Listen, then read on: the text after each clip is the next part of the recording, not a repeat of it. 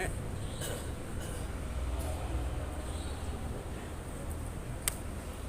salaman itu Kalau Yusuf Bapak.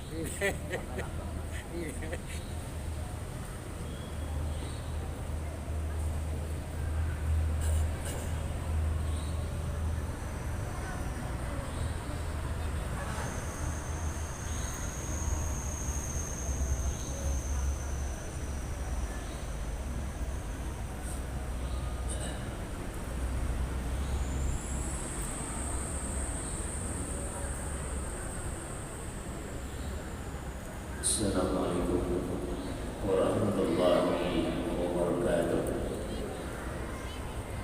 Alhamdulillah nahmaduhu wa nasta'inuhu wa nastaghfiruh wa na'udzu billahi min shururi anfusina wa min sayyiati a'malina.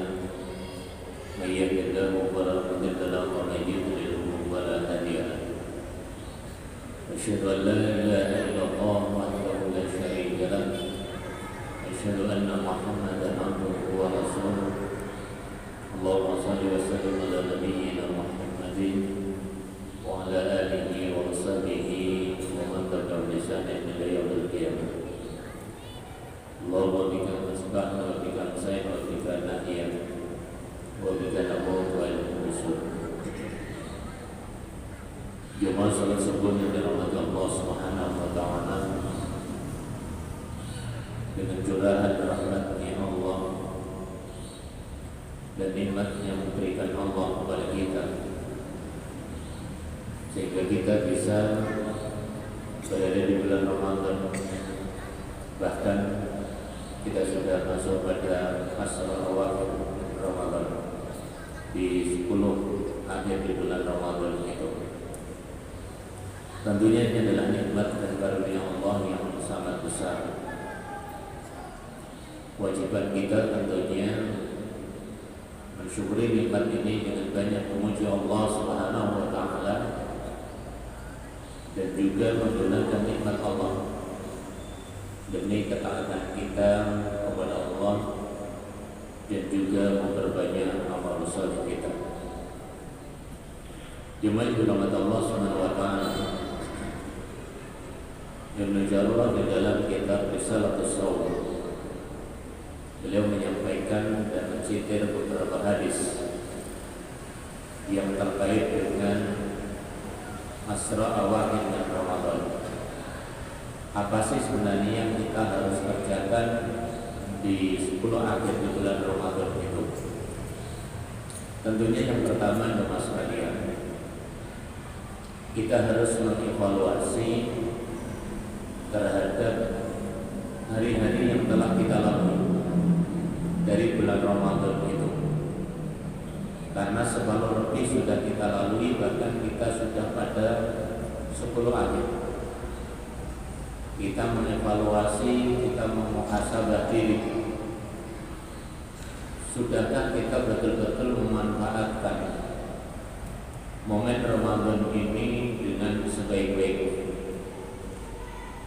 Kalau mungkin hari-hari yang telah kita lalui masih banyak kekurangan, masih banyak hal yang kita tinggalkan, karena Allah telah memberikan kesempatan kepada kita, dan kesempatan itu tidak akan mungkin atau mustahil kita bisa mendapatkan di tahun yang akan datang, atau juga di beberapa hari yang masih tersisa itu.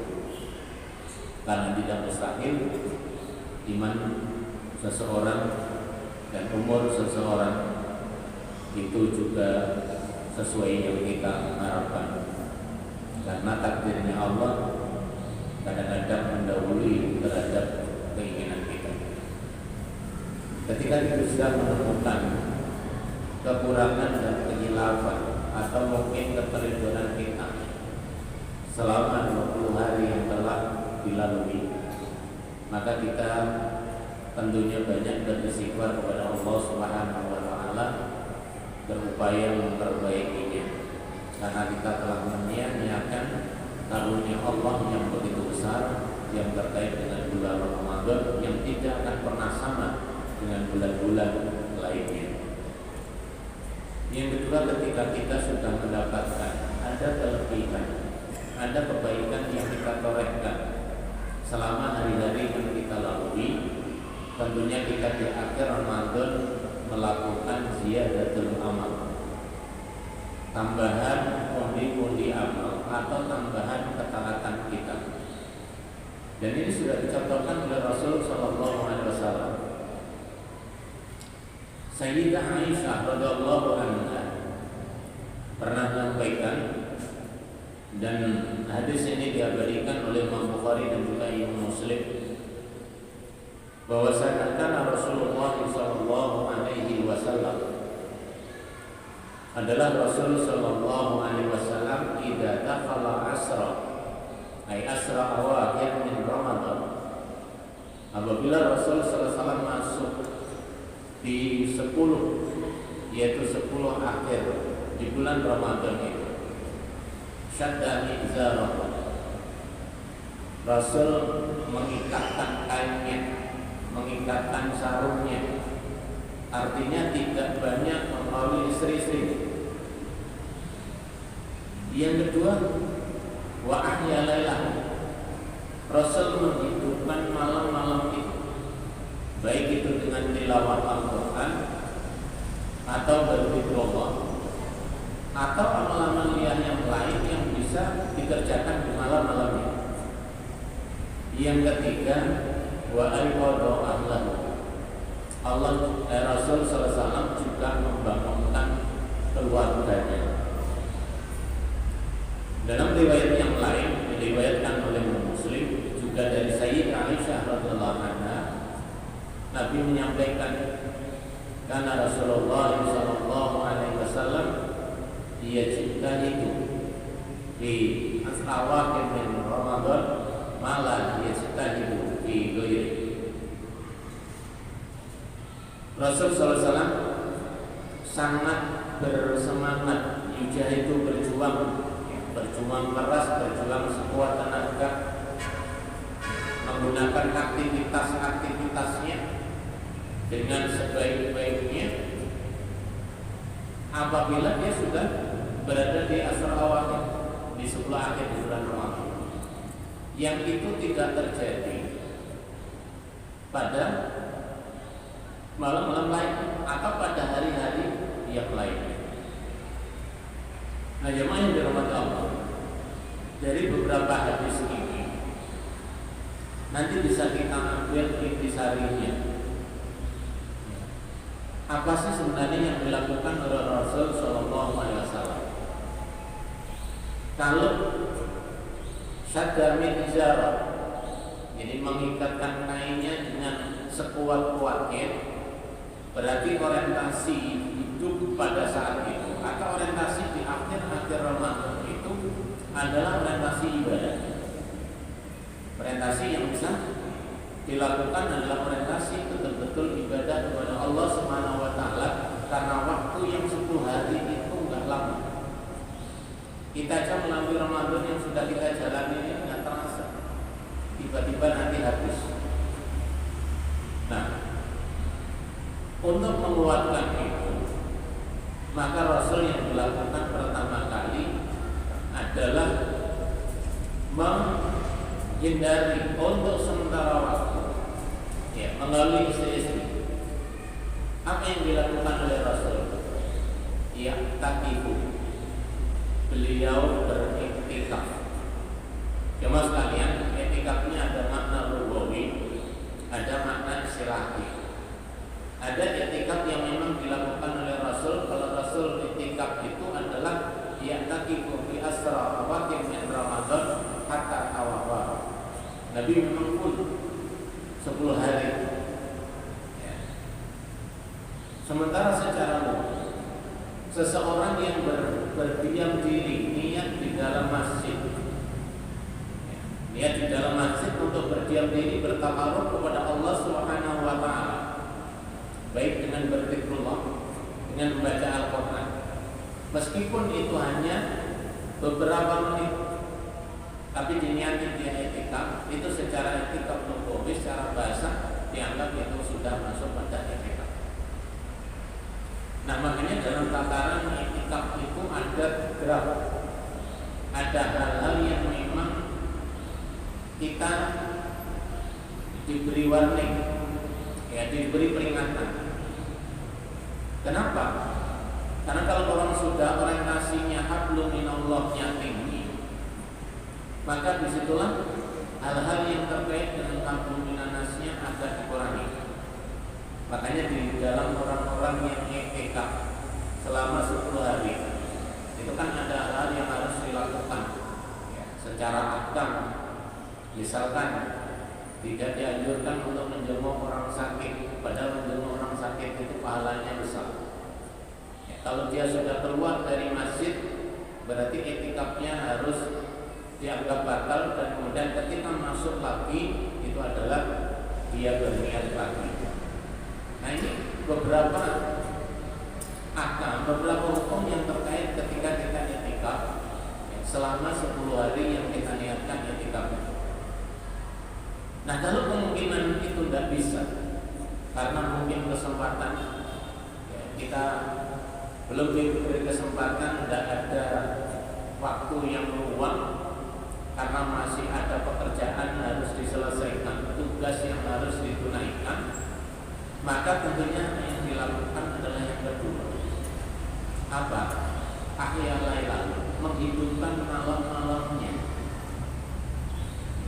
Menghidupkan malam-malamnya. Paling tidak kita berdiam diri, ya, di malam harinya, mungkin membaca 100 ayat. Kalau bisa lebih, alhamdulillah. Malam-malam itu dimanfaatkan dengan sebaik-baiknya. Nah, kadang akan orientasi, walaupun Rasul tidak menyebutkan secara detail, ya, menghidupkan malam itu bentuknya bagaimana. Jadi orang yang i'tikaf boleh membaca Al-Quran, boleh juga membaca tafsir, boleh juga berzikrullah. Nah, atau dia mempelajari, menelaah, mentadabburi Al-Quran. Hal-hal itu bisa dilakukan. Dan itu tentunya tidak full time, sehingga tidak tidur dilakukan. Atau juga sholatnya dilaksanakan di sepertiga malam terakhir. Itu juga bagian dari menghidupkan malam. Artinya malam itu banyak digunakan bertakarub kepada Allah Subhanahu wa Ta'ala. Kalau kita asal awakir itu lebih orientasinya pada Lailatul Qadarnya, walaupun itu tidak dilarang. Nggak bisa 10 hari full diambil malam-malamnya. Kadang-kadang nggak bisa malam-malamnya full milih malam-malam ganjil. Malam-malam ganjil dipilih, ya, yang kira-kira ono malam Lailatul Qadar. Malam berapa? 27. Padahal Lailatul Qadar turunnya tidak dipastikan malam 27. Ini Rasul ngasih alternatif gitu.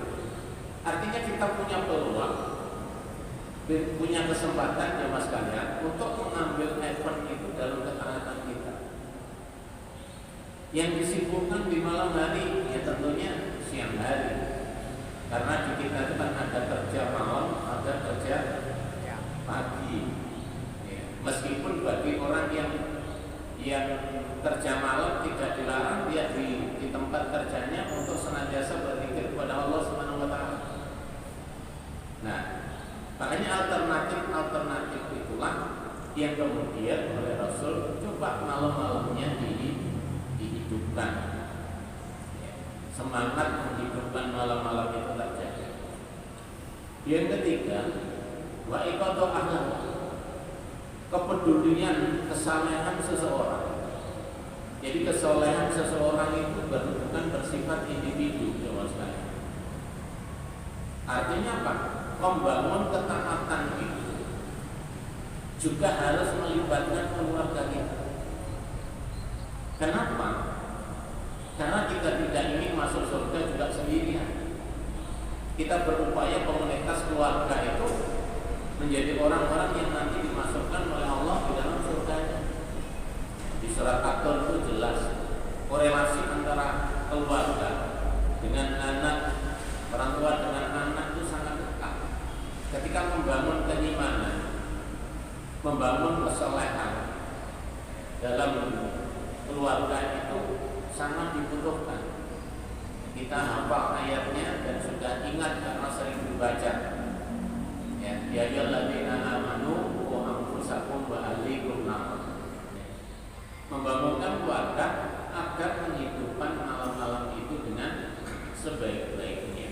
Tentunya dengan ibadah kepada Allah Subhanahu wa taala. Nah, ini harapan sama-sama.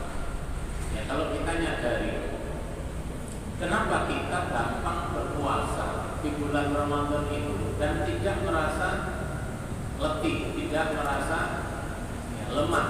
Kenapa? Karena banyak temannya. Hampir semuanya kaum muslimin puasa, sehingga sama-sama merasakan, oh beginilah orang-orang yang mungkin tidak makan. Sehingga ketika kita merasakan itu, kesolehan sosial itu muncul. Empati terhadap orang-orang yang mungkin tidak bisa makan pada satu hari itu akan muncul. Yang dengan itulah kemudian kita berinfak dan bersedekah. Maka dari itu jemaah sekalian yang dirahmati oleh Allah, begitu pula di dalam kita sholat tarawih.